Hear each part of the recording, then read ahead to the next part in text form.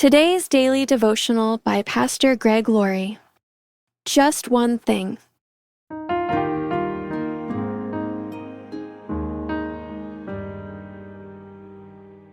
The one thing I ask of the Lord, the thing I seek most, is to live in the house of the Lord all the days of my life, delighting in the Lord's perfections and meditating in His temple.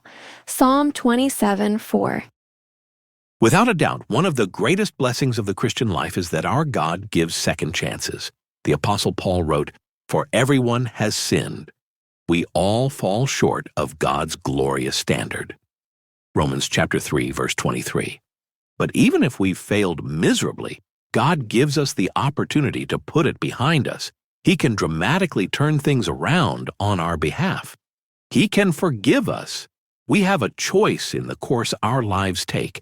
We can either confess our sin and turn from it and know the happiness of being forgiven, or we can try to conceal our sin and then reap what we've sown. The Bible tells us that God will not bless people who try to hide their sin. Isaiah chapter 3, verse 9 says of such people, "They are doomed. They have brought destruction upon themselves." On the other hand, Psalm 32, verse 1 says, "Oh, what joy for those whose disobedience is forgiven, whose sin is put out of sight." And doesn't that sound better? David, the writer of the psalm, understood this well. David's story is a classic rags-to-riches tale. David was a shepherd and a musician.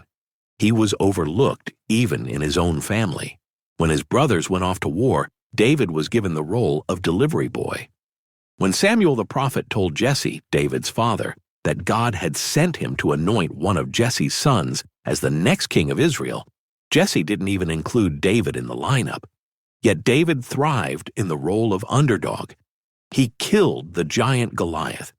He succeeded Saul as the king of Israel. God gave David the chance of a lifetime, and David rose to the occasion. Gradually, though, his attention wandered. His priorities shifted.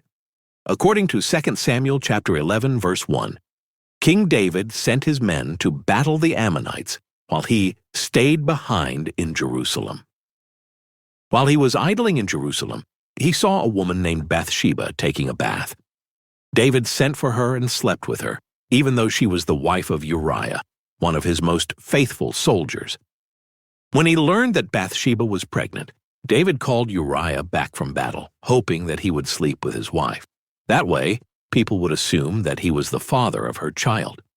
But Uriah refused to enjoy the comforts of home while his fellow soldiers were still camped on the battlefield.